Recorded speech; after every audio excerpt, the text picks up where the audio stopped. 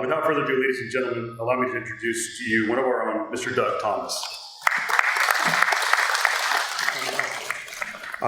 What I'd like to share with you today was my experience researching my great uncle and his service during World War II on a B-24 bomber. Now, like we just mentioned, as growing up as a kid, since I was 5 years old, I guess, been an airplane nut, and especially for 1930s, 1940s, World War II airplanes, that was the thing I was most interested in. So growing up, I had my family, mother and grandparents, talk about an uncle I had that was shot down over Italy during World War II and lost. But of course, they're not airplane people, so it was a B-25, it was a B-17. They weren't specific about what airplane it was. So as I got a little bit older, I said, okay, it's time to lock this down a little bit better, more detail, as mainly what airplane he was flying on and what group he was in. That's really about all I expected from that time period. So as we went along, there we go, they always told me this was an uncle, he was my great-great-uncle. So in other words, he was my great-grandmother's brother. So with your permission, if I can just call him Uncle Berg, it's a little easier to get that out. But he was about the same age as my grandfather, so they grew up more like brothers rather than uncle and nephew. But they refer to him as Uncle Berg, Bob Berg, and on from there. So as I started looking for him, I had a couple of pieces of paper, a couple of things my grandfather had. I started writing to different groups, especially towards the bomb group that he was associated with, and asked if anybody had some history. Well, nobody recognized Bob Berg.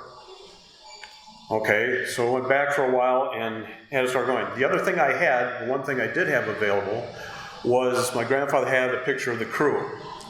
The only problem is we had no names, we didn't have the squadron, that sort of thing. So it didn't start off with a whole lot of information to begin with. I tried a couple letters, people didn't, in the group and so on, didn't recognize the name, and so I kind of set it aside for a while. My friends and I, of course, were big World War II airplane buffs and made several trips down to Dayton, Ohio, to the Air Force Museum. Now it's the National Museum of the U.S. Air Force. In the museum there was this airplane, it was a B-24, and just getting used to it was kind of a neat thing to be around.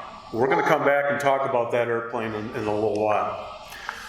While I was up at Oshkosh, Wisconsin, we're up there every year for the big EAA air show. It happened to be on August 1st, 1983. And during the air show, this airplane, this belongs to the Collins Foundation. It's one of the two flyable B-24s that are still in existence. They were part of the evening air show. And since it was August 1st, this was a kind of a flight to recognize the Pesti raid. Many times you've heard about the bombing raid that they flew with B-24s and other airplanes, a low-level raid up into Romania in the oil fields. It didn't go particularly well. They were trying to fly at very low level. It was hard to navigate. They got lost and this and that, so they lost quite a few airplanes. Didn't go so good. When I realized it was 1983, I said, well, 1943 was when my uncle was shot down and lost. And so, well, maybe I ought to, it's now 50 years, or at that time, and maybe I should pick this up and start looking again.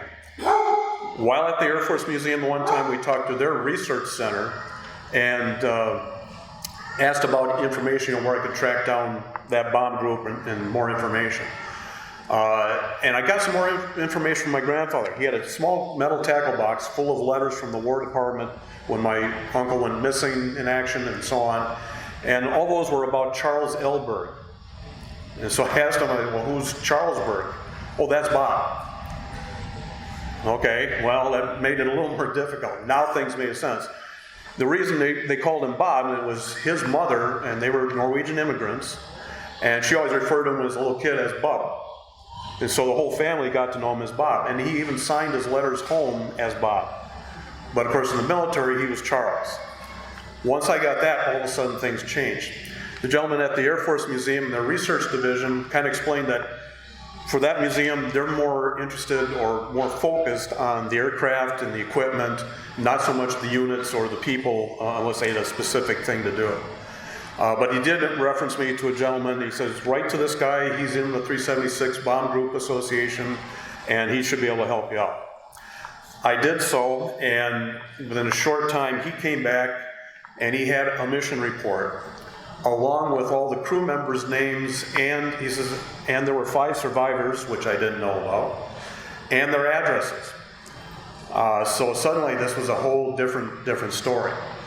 As we went along, we'll talk about this mission later on. Unfortunately, that day, in the bombing run they were making in northern Italy, they were jumped by 50 to 60 fighters that they did not know were there. Before, they had been able to do this bombing mission before without any problem.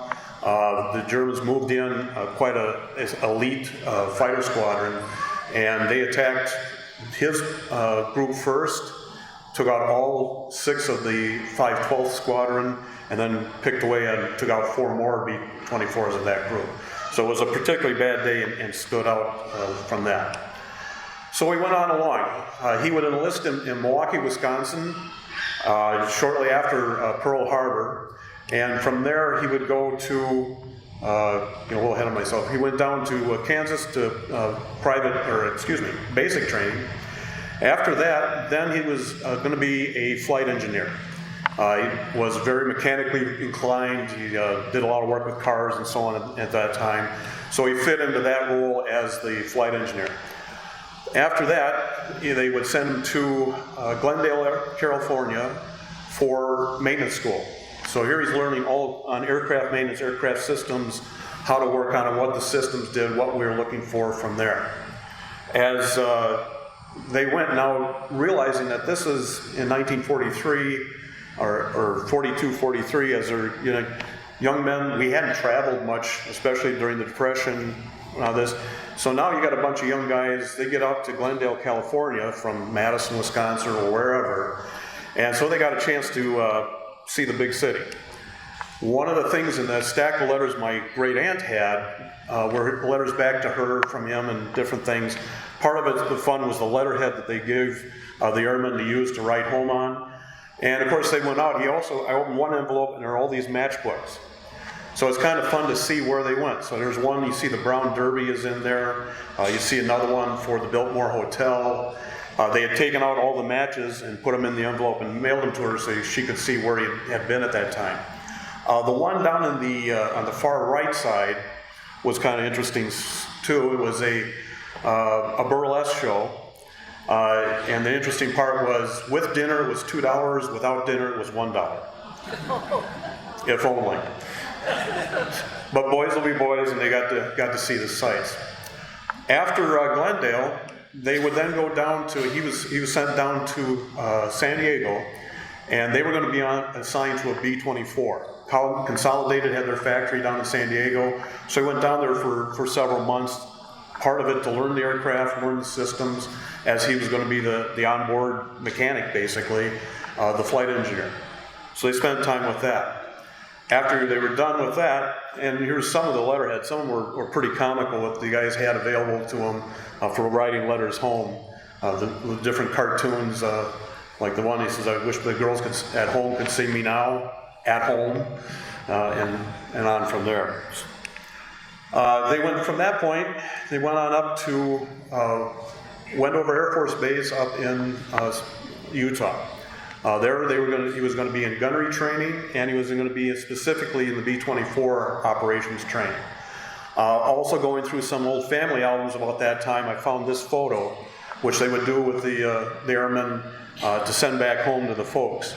So here he's in his flying gear, a belt of ammunition around his neck, and a .30 caliber that he's holding.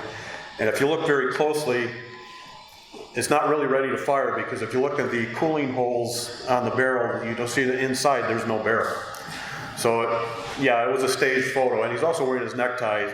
I'm not going to wear that in combat, but that's where they learned gunnery, that's where he learned the airplane, and finished up. And I had a chance to go visit Wendover a few years ago and go to Hill Air Force Base, beautiful museum there also, and realize that's why they were doing the bombing and gunnery practice out there. There isn't anything that you're going to ruin out in the area up that way. So from there, if they finished that, they would then go to Davis Mountain Air Force Base in Tucson, Arizona.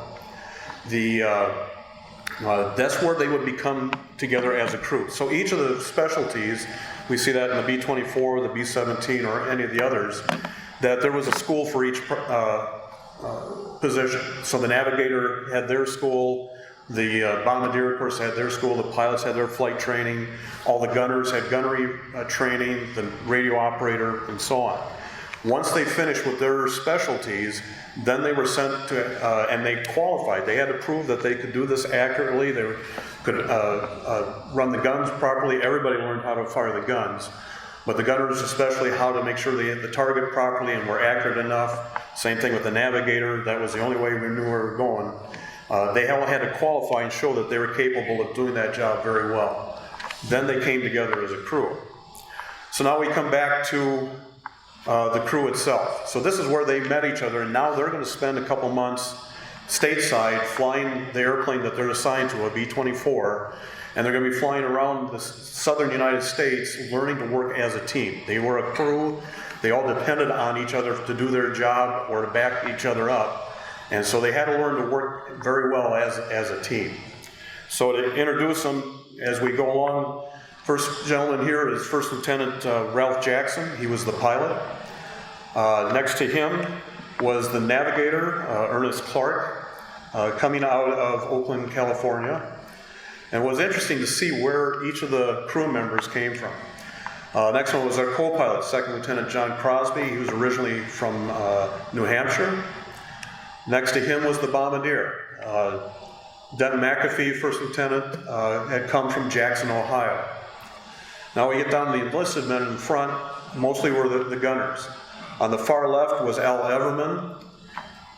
Next to him was Duffy. Again, got to catch up. Here's another Wisconsin native up in Bayfield, Wisconsin, far northern part of Wisconsin.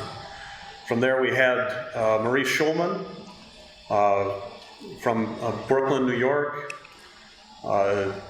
Woodrow Hamilton, who was from, make sure I get this right, Mullen, Texas. Then the radio operator and top turret gunner was William Linton, Tech Sergeant. And then finally was my great uncle, Robert Burry. He was the flight engineer. So here they all came together as a crew. And as I went through this, you realize, how many old movies we watched, and get a crew of a bomber together, and it's like, well, there's got to be a guy from Brooklyn, there's got to be a guy from Texas, there's got to be a guy from California. But it was true. They all came together. They weren't assigned to a crew, and so they had to learn to work together, be part of a crew, be part of a team. So it was interesting to see that all comes up. But we made jokes about it, but that's what we would see come together. One of those, now as I got along, we had 5 of the crew members that did survive, and I had their addresses. And one of them I was able to spend some time corresponding with was the pilot, Ralph Jackson. And I didn't mean it. But he was kind enough to sit down, and he said, first he sent me a letter saying, I got your note. I asked him, what can you tell me about the crew? When I found out that there were survivors and I had their addresses, how was I going to write a letter to them? How was I going to ask them about this event? Because they were shot down, half their crew were lost. A lot of these guys not necessarily want to talk about some of this. So it took me a while to craft it. Basically, I said, tell me what you can, if you will, and if you don't want to talk about it, that's fine. If you don't respond, I'm not going to contact you again. We'll leave you alone. Luckily, I was able to contact all 5 of the survivors.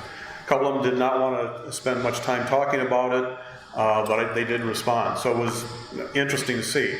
The 2 I did was Ralph Jackson, the pilot, and one of the waist gunners, Al Everman, was in the front row, far left.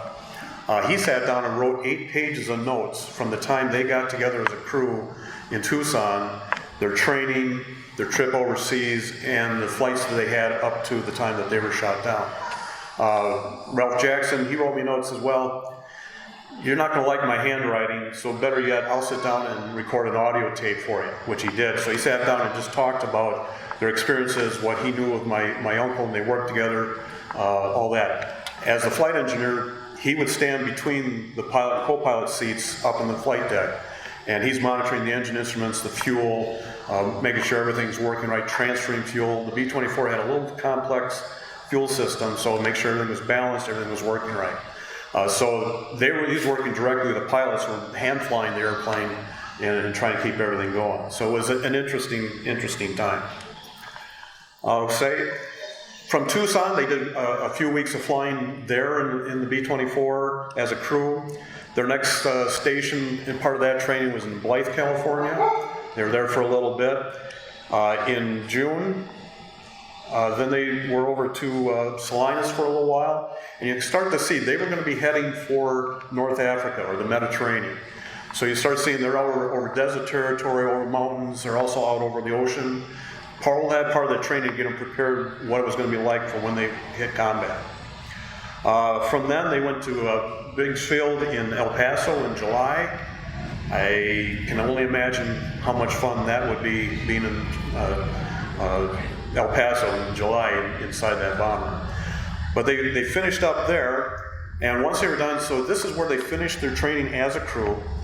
They had earned their wings. Each crew member had wings, whether they were a gunner, bombardier, and so on. And they also were raised to their rank. So all the enlisted men were now raised to the rank of sergeant, either a staff sergeant or a technical sergeant. That goes back to some of the time. One of the explanations for that I read was the Germans still had some respect for rank. And so the idea was that if they were shot down, if they were captured, at least they would be treated one level up than just an enlisted private or corporal. So everybody was raised to the rank as sergeant before they went. Now, at that point, it was time to get ready to go overseas. First thing they had was they were given what they called a delay en route. They had basically a 10-day leave. They had to be back to pick up their airplane in Lincoln, Nebraska by the beginning of August. But they had 10 days, so they had a chance to go home, visit relatives, get their affairs in order because they were going to go overseas and they wouldn't be back for a while. So, of course, Uncle Berg, he made a beeline for Madison to see the family there. After that, they'd go to Lincoln, and that's where they'd be picking up a brand new B-24, along with other members of what would be their group, and take that overseas to North Africa. So here he was. He showed up kind of unannounced. My mother was a young girl at the time, and she said he kind of showed up in the middle of the night when he got there. Here he was in uniform at the home in Madison. And what do you do when you get the family together, especially somebody you haven't seen for a year or so? You have a picnic. So this is on the south side, or if you're familiar with Madison at all, probably not, but near Monona on the south side of Madison. But get everybody out. This picture is kind of unique. Now, my uncle is on the far end of the table in the sleeveless t-shirt. The closest to the end of the table, you'll see a little girl over on the, try to get it right, over on the left-hand side, looking back in pigtails. She's my mother. The girl in the high chair and the little boy on the end were my aunt and uncle. My grandfather and grandmother are the next, and then down through the table are my great-grandparents, his parents, and brother and sister. So it was a good time for everybody to get together, have a good homemade meal before he was taking off for overseas. Now they were going to become part of the 376 bomb group in North Africa when they got there. A little history on that. These are the insignia for that. The 376 was going to be a new group. Originally it had started the forming. They were planning on going to the Pacific, but as things improved over North Africa and Italy, now they decided to send them to the Mediterranean. So you see the insignia on top for the Liberandos. That would be the 376 bomb group, heavy. And you see a kind of stylized sphinx as part of that. And that sphinx, if you go up the side of it, you see it has wings now. The bomb that's in the upper corner, you'll see the four basic shapes: circle, square, triangle, diamond. That would be the insignias for each of the bomber squadrons in that bomb group. So he's going to be in the 512th Squadron. We have the 513th, the 514th, and the 515th. The 514th picked up the name as the Pyramiders. As you see, they've got the pyramid. They're going to be originally starting out in Egypt. And the 515th, excuse me, the description is three devilish imps riding a bomb. So they took on their name as Satan's kids, for the little imps riding the bomb. So each one has a group, but these were the four groups that would make up the 376 bomb group. From there, now being an aircraft mechanic, one of my interests is what about the guys on the ground? Like we look over at the B-17 and our hangar over here, we have one picture that shows all the support people that would go with the B-17. B-24 was much the same. You would see almost 20 to 30 people just to support that airplane. Fuelers, oilers, mechanics, bomb loaders, armorers, all of that to keep that aircraft ready to go. So I finally did find their ground crew was the 58th Service Squadron. Now these are going to be the mechanics, the ground crew, all of that to keep the airplane going. Now you see the display here. You've got a penguin with a wrench, a 5/8 wrench, the 58th. But these guys are going to Egypt and North Africa. There aren't penguins in North Africa. It's not in the Mediterranean. So why would they put a penguin on there? Any ideas? This is where you jump in. What do we know about penguins as birds? What's that? They don't fly. They can't fly. Well, guess what? These are the guys on the ground, and they don't get to fly. So it's kind of a strange combination there, but it works. You see where they came up with it. I had a chance to go to a couple of the bomb group reunions. I did get to meet one gentleman was a mechanic with the group, and talked to him a little bit about what kind of conditions they were working in. And of course, once the bombers left on the mission, they spent the next 4 to 8 hours, depending on what the mission was, waiting for the airplanes to come back. And in the desert, in the summertime, it was kind of rough waiting for them, so they went to the beach. Get this right. So, the 376 was going to start off in Fayed, Egypt, in June 1942. That's where it began. They would eventually move to Benghazi for a while, and then later on to Tunisia, and eventually, later on, they would move to mainland Italy. One of the 376 big claim to fame is that they were the first U.S. bomb group to actually be on mainland Europe. They had actually moved across at the time as the war progressed. Some of the conditions, you see some of the pictures that had of this is their ramp. So a gravel sand ramp out in the middle of pretty much nothing, got to be between wind, and when it rained, of course the desert doesn't like to hold water too well. Things could get very muddy and very deep in the water.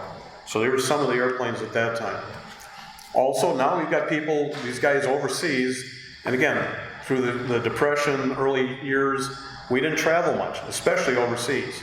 So now they had some time overseas to do some sightseeing. My uncle did mention one of his letters on the approach into Cairo, where there was their first stop, that he could see the pyramids on approach and such. So very different atmosphere for these guys coming from the United States. One of the other items that you may have heard of before and is tied with the 376 was the Lady Be Good. Fairly famous from this book, and there have been a couple movies done about it. This was a crew from the 376 in April 4th of 43, earlier in the year. They made their first and last bombing mission. Went across the Mediterranean, weather, they couldn't bomb the target, so they turned around and come back. Of course, at that time, they're all radio silence. They couldn't talk to the other airplanes. And for whatever reason, and this is still up for debate, but apparently the navigator wasn't functioning right. Either he was sick or we don't know. But as they came back, they're getting back across the Mediterranean over the shore on the south where they were aiming for, but it was nighttime. And at this time, again, with radio silence, they couldn't call anybody or talk to him. They continued on. They continued on for about 200 miles, thinking that they were still out over the ocean. Instead, they were over inland of North Africa until they ran out of fuel. They bailed out of the airplane and continued on. And of course, they tried to survive out in the desert, away from anybody else, not really sure where they were.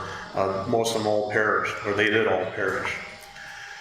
Several years later, oil exploration starts in North Africa. And it wasn't unusual for people out there doing surveys and exploring for oil, for the oil companies, be out there, and they'd find crashed aircraft from World War II. Wasn't a big deal. Usually they were bits and pieces of it and so on. They would let the Air Force or let the military know where these airplanes were at, and most of the time they didn't really bother too much about them. Simply was too much trouble or too expensive to try and recover. However, this airplane, here's a B-24, and mostly intact. Now when they bailed out of the airplane, the engines are running out of fuel. The pilot trimmed it up so it kept in a glide, and it actually kind of crash landed more or less in one piece. It did break up some, but it was pretty much intact. This got back to the Air Force, and they said, well, you know, let's go take a look at this thing and see if there's anything we can learn from it. And one of the things that they were after, or one of the things they did learn from it, was here's an airplane that's been out in the desert in that heat, in the dry climate, for a couple of years, and they wanted to see how that had an effect on the machinery, on the engines, on the equipment, what was left, what was going on. They did find quite a few things altogether. They found a thermos of coffee that was still drinkable, things like that. So the dry conditions and the heat, a lot of things lasted a lot longer than they expected. So they brought back one of the engines, propellers, some of the other instruments, brought them back to the United States to be taken apart, inspected, see just what kind of damage was done and how they worked out. The one engine and the propeller and some other artifacts are still on display at the National Museum of the Air Force in Dayton. So you see the engine with the cowling, the propeller. This is stored just below their B-24, and along with some of the other artifacts. So this was still, they started looking it down. Now the airplane at that time, back at base, it just didn't come home, which wasn't terribly unusual in wartime. They just wrote it off as either they went into the ocean, they don't know. They didn't hear anything from it. Now they knew where that airplane was. They started backtracking. They did go back out and do some surveying, and they eventually did find the remains of all but except one of the airmen that was on the Lady Be Good. So this has been around for many years. A lot of people know the book, and when I read the book, there was a new copy of it, a new edition. There was a addendum to it, updating from the author, and this is where I first found out about my uncle's crew, what had happened on that date. It was the first indication of what happened, why they were shot down, and so on. So that was part of it. 2009, these photos showed up. Since it was in Libya under the Gaddafi regime, one of his generals realized some of the historical significance for it, had his people go out and recover it and bring it back to his compound, whatever. This was 2009. It was been picked over pretty well over the years, souvenir hunters, that type of thing. People have asked about bringing it back to the United States. It's hard to say if that will ever happen. It's to be quite a job. Along with that, the other thing that you would be familiar with is this raid on Pesti. In August 1st of 1943, this was the low-level assault on the Pesti oil fields up in Romania. The 376 and other bomb groups in that area made this. The B-24 had a little more range than the B-17s and such, so it was set up pretty well for this. But they're going to try this as a low-level assault. And you see how low they were as they were going over the water on their way in. It makes it very difficult to navigate. They had some problems. They missed some of their checkpoints. Some of the bombers got separated from the rest of the group. So as they got to there, the defenses for the oil refineries were pretty well set up and knew they were coming. They got a not so warm welcome as they showed up. So about 50 airplanes were lost on that mission. They did some damage, but with the Nazi war machine, they were able to rebuild those refineries and have them up and running about 3 months later. So it wasn't a big assault, wasn't a big success, if you will, But it did cause the Nazis to bring their defenses back, opening up other areas, and left those as targets for us as well. So we're ready to go overseas. We have to be back in Lincoln, Nebraska. This is a depot for a lot of the B-24s, so they're picking up a brand new airplane. They're all back together as a crew, make sure the airplane's ready to go, and along with several other airplanes, as the group of 376, they're going to be heading over to North Africa. From there, they went to Presque Isle, jumping off on August 17th of 43. They're going to make the next stop in Newfoundland, and then across the pond to Belfast, a stop in southern England, on down to Marrakesh, on over to Algiers, and then finally they ended up in Cairo in August. So they were getting there just after this Pesti raid. The units were on stand down because they had quite a few airplanes lost, airplanes damaged, and they were looking for new airplanes to arrive. So they were showing up at a welcome time. After they're in Cairo, now they're going to outfit the aircraft for that specific theater where they're going to be operating. So specific for radios, any other special navigation equipment, anything they had specific for that area. It's common practice for whatever part of the theater or whatever theater you're going to with that bomber. So they would start off in September 43. Now they would also do their initial operating training. So the pilots would fly with another crew on bombing missions, see how the unit, how the squadron, how the bomb group organized their attacks, how they flew together and how they did things. Same thing with the gunners, the navigators, get familiar with that spot. They would actually start flying missions in September, about mid-September of 43. And you see where they were starting to attack. Very southern Italy, Greece, some of these other ports where they're trying to interrupt shipping, any way of supplying the enemy troops. In late September, then they would move over to Tunisia. From this point, this would be their next base, and you can see that we're advancing a little bit. Moving up north of northern part of Italy, so they're reaching out to Italy, Greece, all those targets that to try and slow down the Nazi war machine. They even made one long trip up there into Austria. Make sure I got that right. And probably one of their longest trips. They said it was an especially long trip for these airplanes. They were maxed out to get there and back. As things progressed, in mid-November or so, they actually moved over to the heel of the boot of Italy, and it was a base that they had. They had a couple bases. Now these are ones they were bombing for the German air forces, the fascist groups. So they took over those airfields. This is San Pancrazio was going to be the airfield that they're going to be working on. And from there through December, they would be, again, bombing some of the targets in Greece, but now you see how we're moving up. You can see how the war is advancing up northern Italy, up into France, up into Germany, starting to get a little more reach as those. And then as far as my uncle's crew went, on December 28th, their mission was going to be a town in northern Italy called Vicenza. That would be their last mission. So some of the pictures that were available of their different missions in Italy. This one also showed up in the family album, which I was really pleased to have. You'll see that he's in his flight jacket and he's got the 512 Squadron logo on the jacket.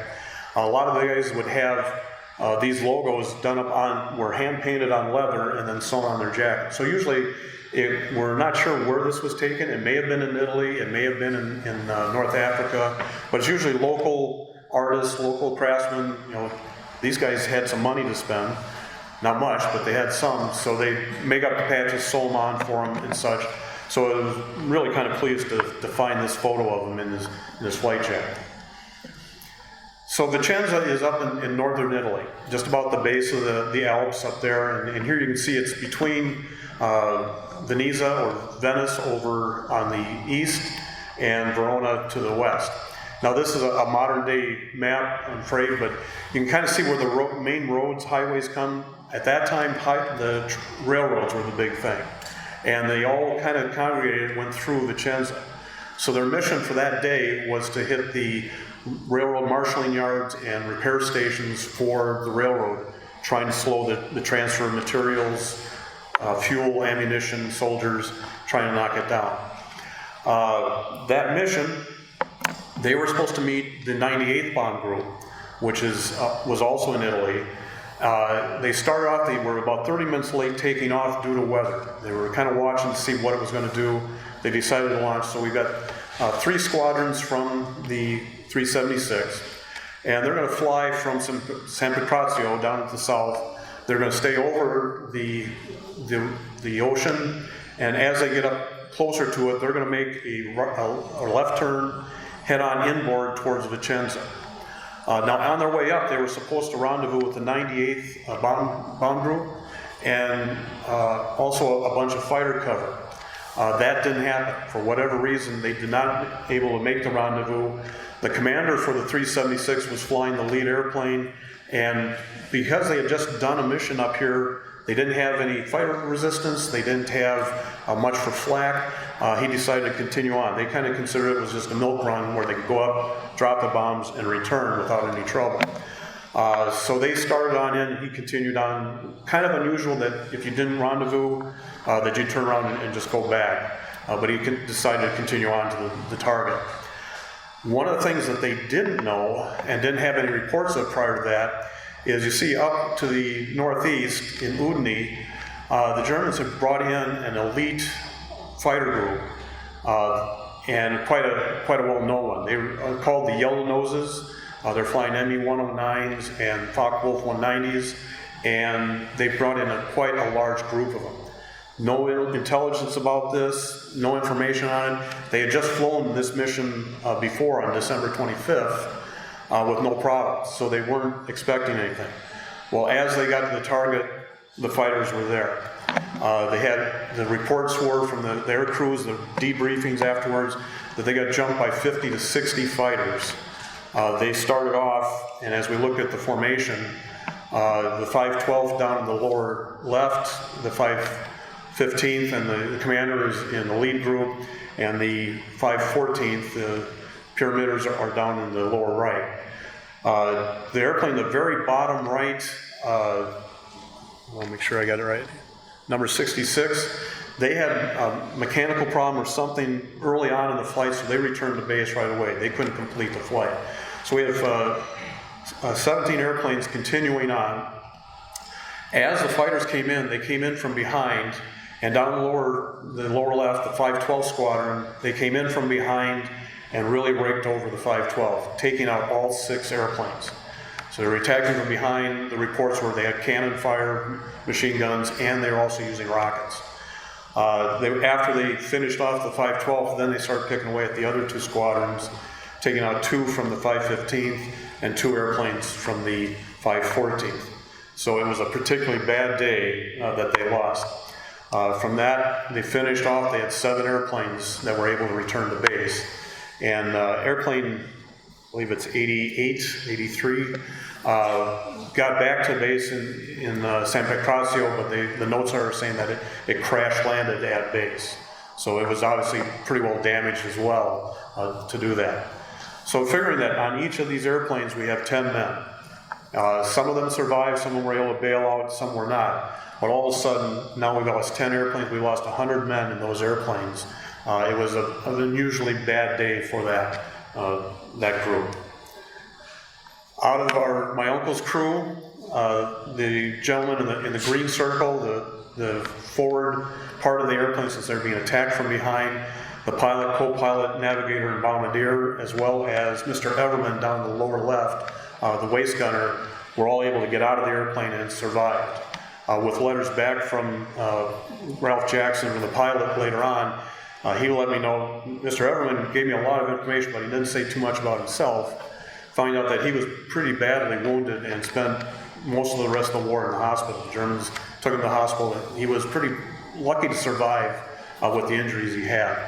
But these gentlemen all got out of the airplane. Down in the lower right-hand corner, my uncle, Mr. Linton, the radio operator, they were able to get out of the airplane, but from other information from the rest of the crew, they were both badly wounded before they left the aircraft. They went out by parachute, but didn't seem like they survived to the ground. The other three were in the back of the airplane. Our tail gunner, our belly gunner, and one waist gunner never got out of the airplane. They were all perished with it.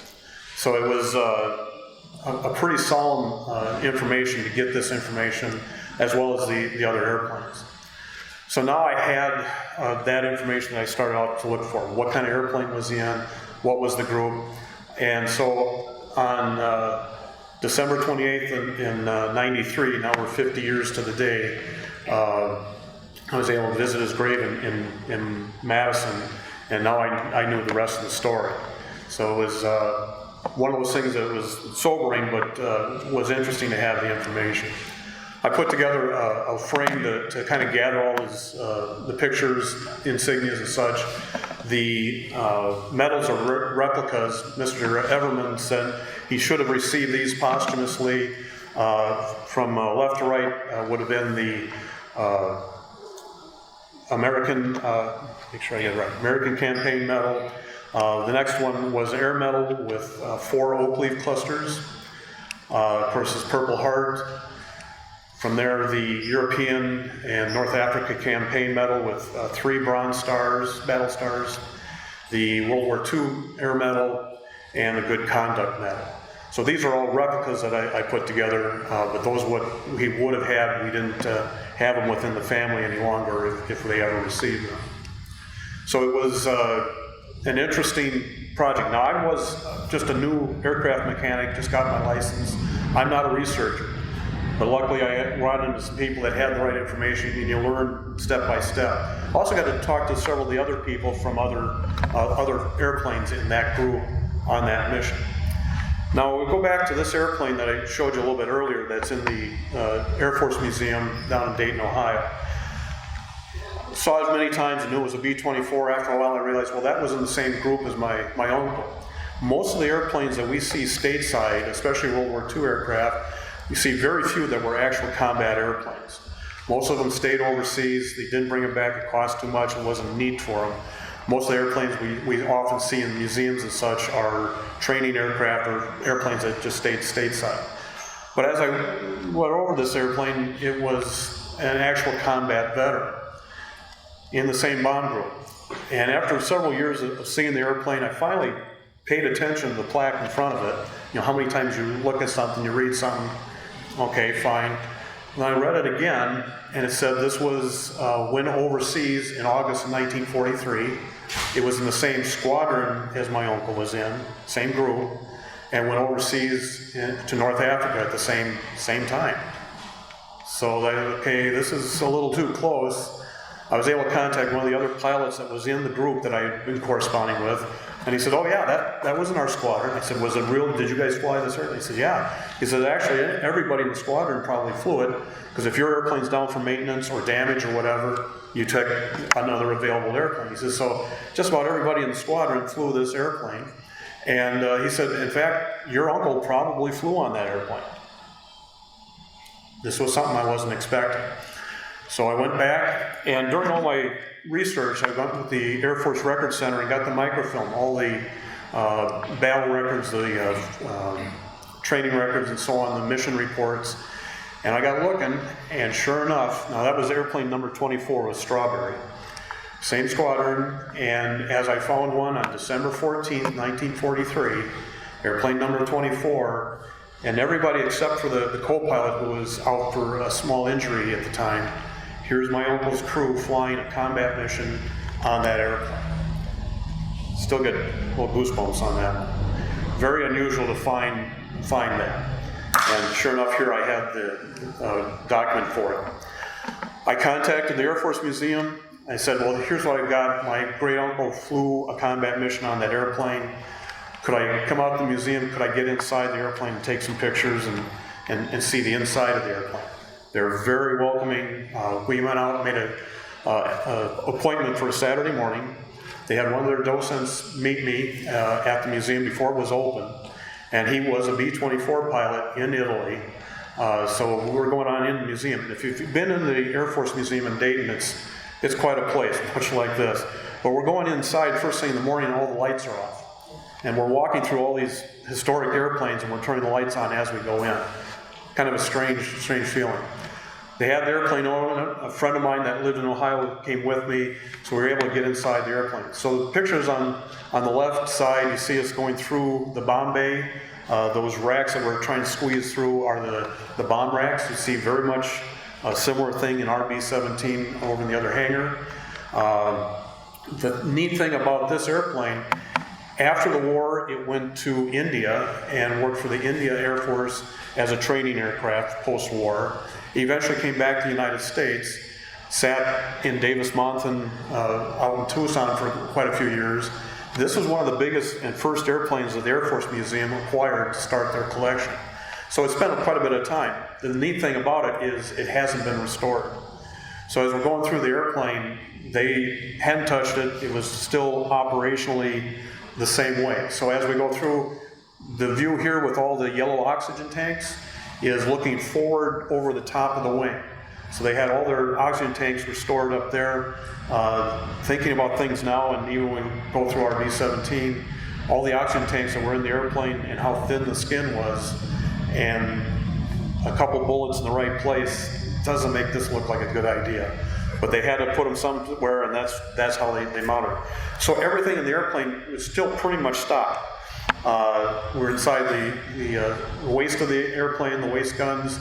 Some of the stuff had been cleaned up and preserved.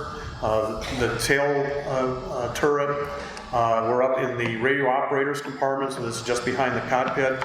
Down on the right-hand side, you'll see kind of a black curve. That would be the bottom of the top turret, and that would be my uncle's secondary job besides flight engineer, was to man that turret, or the radio operator that sat here would be doing that as well. And then the flight deck. So very little work has been done to it. They have done some repriming stuff to preserve it, to prevent any corrosion more to the metal, but the wiring, all that, they have not gone in and started replacing or restoring it. So it's really quite a unique spot. So that day in '95, it was interesting to be on board that airplane, sat where they sat. You know, I knew the guys that had flown a mission on it. It was really quite an experience. Now, as we went along, doing my research, the Bomb Group Veterans Association had a website online, and we're starting to get into the internet age, or interweb, however you want to call it. And they had a website for their veterans and information and sharing and so on. Of course, they had a guest book. So when you logged in, you could sign into the guest book, what are you looking for, who are you related to, whatever. So I put my information in what I was trying to find. And one day I come home from work and check the email, and I get this email from Italy. Okay, I don't know anybody in Italy. And well, he wasn't asking for money, and he wasn't some crown prince out of his country. So, okay, well, let's see what he's got. His name was Giuseppe Versallato, and he lived in Vicenza, Italy. This was the site that they were bombing the day my uncle went down. He was a young boy at that time, and he remembers that mission. Well, when you have 10 bombers come out of the sky over your village, young kids remember that pretty well.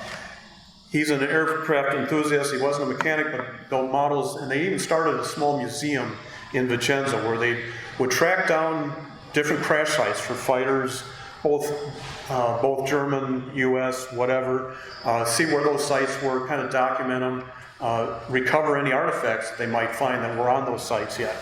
And so he was tracking all this down. And he was writing a book about all the Allied missions over Vicenza.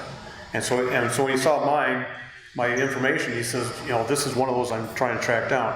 So I sent him the information I had, back and forth. We became pen pals for about 15 years, just trading information and on from there. He sent a picture of what Vicenza looked like. This is the city of Vicenza. The jet team, which will actually be coming to the United States later this summer, the Frici Tricolore, the three colored arrows. Very neat Italian jet team. They're kind of based up in that northeast corner of Italy. He's also they have a fan club, and so he's the president of the fan club and what. But you can kind of see what the city of Vicenza looked like. Very old. Down underneath in the lower left-hand corner, you also can see a railroad station. that was the target for the day. My uncle's mission was to take out the marshalling yards and the repair area of the train station. So I thought that was kind of an unusual picture to have. He completed his book. He included some of the pictures I sent him from my uncle's crew and information, the other crews. And he gave me a copy of it, signed it. The only problem is the whole book's in Italian. Anybody want to translate a book for me? But it was really nice to see that the Italian people in that area, even though we were bombing, they really wanted to get out of the war, and they were very grateful for the people that came to their aid. So we went back and forth several years, and then one day he wrote me a letter that says, hey, we found a site that we know was a B-24 crash site for that day. And he says, as I went back through records I had, he had gone to see a Catholic priest that had gone out to that aircraft that day. It had been shot down the same day on December 28th. And he went out, there were 3 people still on board the aircraft that had perished. He went out to give them last rites. And the priest actually had taken and wrote their names down in his diary for the day, and just who he attended to. And Giuseppe had talked to him about it, so he went back to his notes with his interview with this priest. And I had sent him, of course, the list of all the airmen on board my uncle's airplane, the crew. And sure enough, those 3 names matched the crew list. They were the ones that did not get out of the airplane on that day. He says, so Doug, we're sure that this crash site is your uncle's airplane. This is where it came down and was shot down. Now, I wanted to go to Italy to see the area and see Italy. But now it's like, okay, now I know where exactly to go. So it was a next step forward. And he sent me a picture to kind of describe where it's at. You'll see this hill, there's an arrow that's just beyond that. The big white area is a lake, and this is south of Vicenza a little ways. So they knew where it was and knew where the spot was. Now the next thing was a little more of a surprise. In about March or April of 2011, he sent me another note saying that we've convinced the mayor for that community to put a plaque on that site, and we're going to do it on December 28th, the same day of 2011. And he said, would you like to come and be here? Yeah, absolutely. It was now is our chance, and we're on our way. So we get to Italy. There's a whole story along with that, but we'll skip that. We get to Italy. That day we met with Giuseppe. He and his wife hosted us for dinner a couple of nights, showed us around and such. So we're all set for the ceremony the next day, and I'm figuring, okay, we're going to put a plaque, the mayor's going to be there, yada, yada, yada, that'll be it. I didn't realize how important this was to the people of the area. So the next morning, Giuseppe picks us up in his car. He stops, picks up the morning newspaper, opens it up and hands it to me, and I see this. Pretty much a full page. They run long newspapers there. A whole page about my uncle's crew and the ceremony for that day. This was going to be a multiple Kleenex day. You can see that right off the bat. Pictures that I had sent him about it. And there's one little spot down near the picture of him standing there in his uniform about being Pappy. My uncle, when he got together his crew, he was born on April 2nd, 1911. So in 43, he was now 32 years old. Out of that crew, he was the old man. The rest of the guys are going to be 19, 20, 21 years old, but he was the old guy. And so some of them, like the pilot said, well, some of the guys called him Pappy, and they would hit him up with their girlfriend problems and this and that. So, well, I told Giuseppe about this. Well, notice the newspaper also picked it up.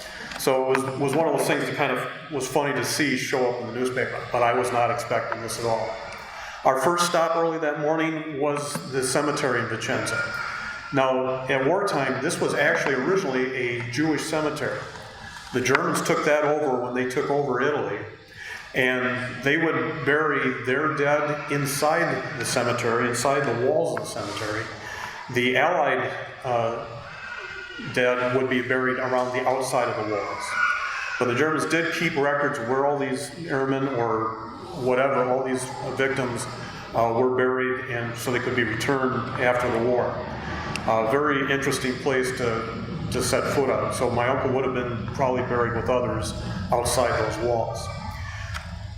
Vicenza, you can kind of see in the top, the star is where the crash site is. And it's down near this lake, and we can see that in the picture, it's Lake Fimo. Now that has become a park.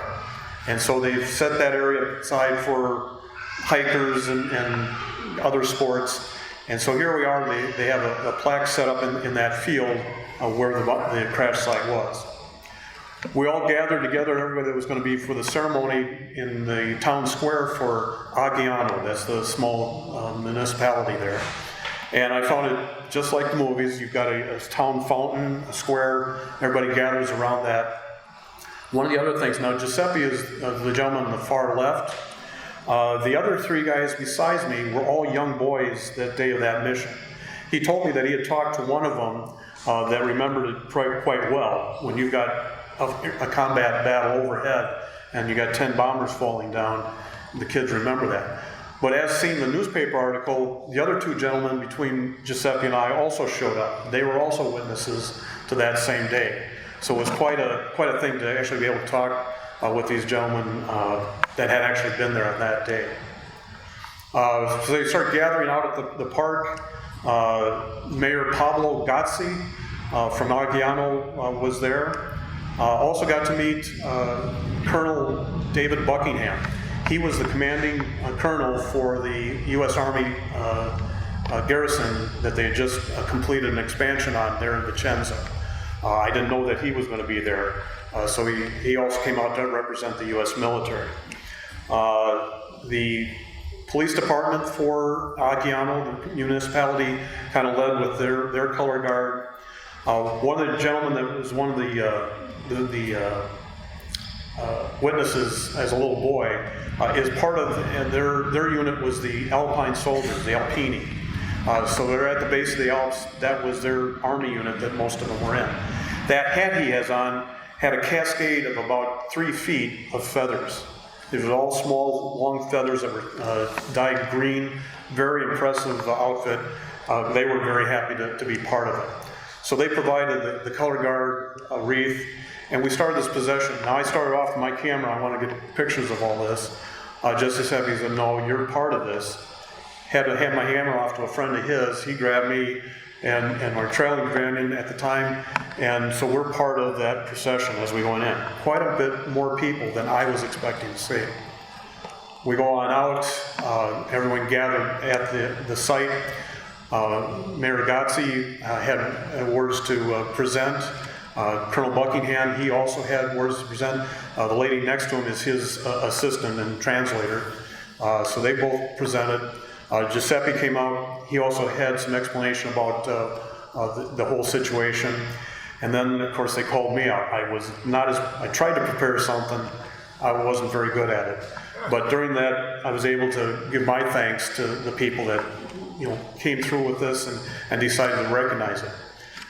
During that, Giuseppe reaches over and he hands me this gift box.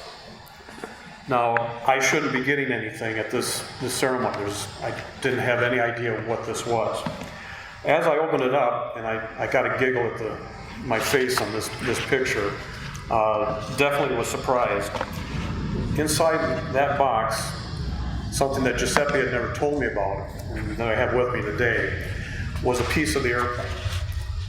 Now, that Catholic priest that went to render aid to the guys on board, before he left, he grabbed this chunk of metal before he left the site. Dangerous thing to do, because as soon as the fascists and the Nazis got there they'd guard the site, they didn't want anything removed from it, and so on. Just to pick up a chunk of metal could have gotten him shot. But he kept that, and over the years, now since 1943, this has been passed hand to hand, and people knew what it was, where it came from, and what the provenance was for it. So Giuseppe hadn't told me about that they had this all along, and he presented it to me at that time. Pretty awesome thing to have in your hands. I'll have it up here. You can come and take a look at it if you like. It's a very heavy, very dense piece of metal. There's some chrome on it, so as a mechanic, the best I can come up with is maybe a landing gear, shock strut, something of that nature, a hydraulic ram. We don't know for sure, but it was really something to have that artifact presented to me.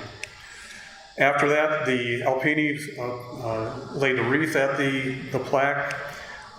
With that, they played the national anthems for Italy and the United States, and then we had some photos along with it. Quite an event. The other thing I wasn't quite ready for was the local TV station, and they want to interview you. I hadn't prepared for that either. Now, I do have a copy of this film from the 10 o'clock news that night, but it's all in Italian. And it is interesting that the person that was translating for my comments was a lady.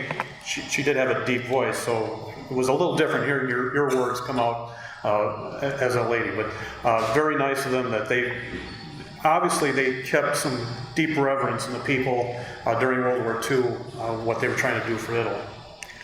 So the plaque is now permanently set there in Vicenza. The inscription on the plaque is in Italian. It says, in memory of the fallen crew of the American B-24, the 376 Group U.S. Air Force, shot down here in the Second World War, December 28, 1943.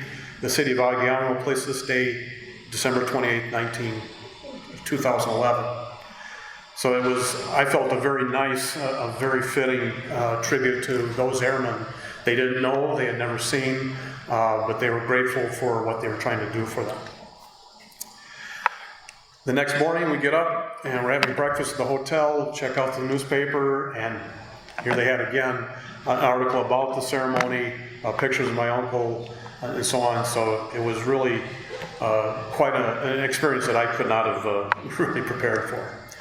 One last thing that we had out in that area, like I said, Giuseppe and his friends were looking at different fighters, all that stuff. They met up with other air crewmen, which I should have thought of along this way, and presented parts of their airplane that they could dig up.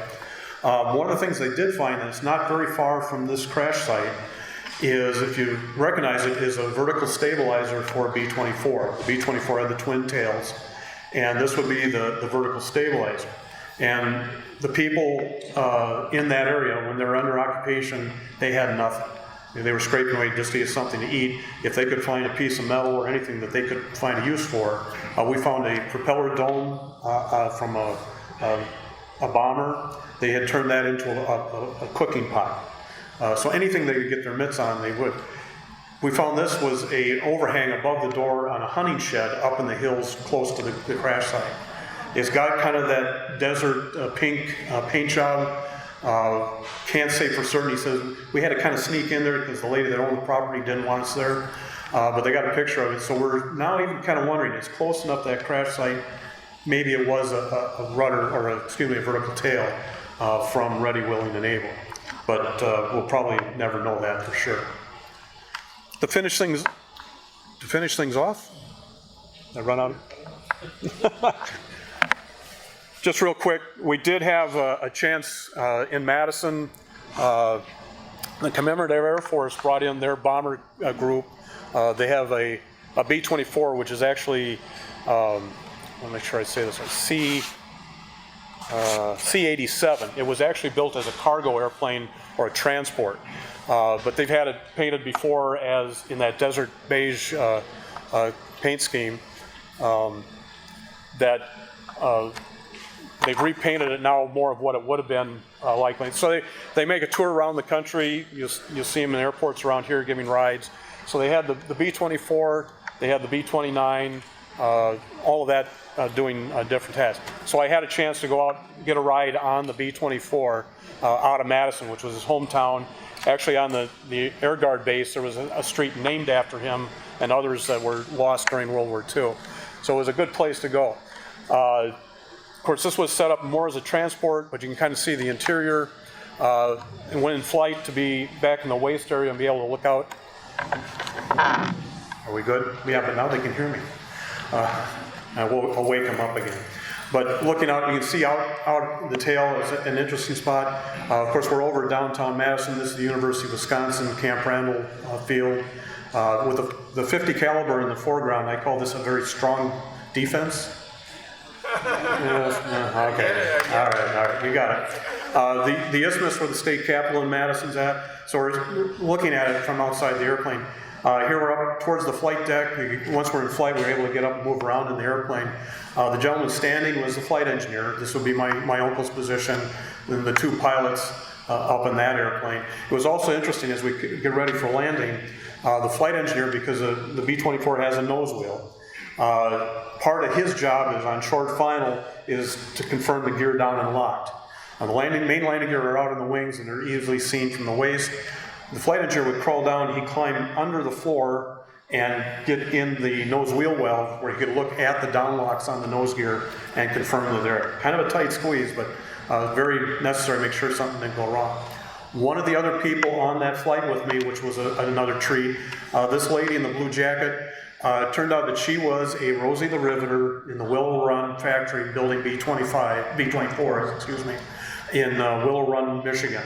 That famous Ford plant that turned out. They turned out altogether about 18,400 B-24s, the most bombers that were produced total. Right now we have 2 flyable B-24s in the world. So it's amazing that we saw that, but here was a gal that was actually out there working in the factory, and she was able to go for flight on one of those airplanes with us. So it was really a nice thing to do. So in all this, the research and stuff, I did not serve in the military, which now I wish I had, but learned what everybody had gone through, all the things that they had to give up and do without in order to do the job. So for our veterans here today, and any veterans you know, thank you. It's an awesome job.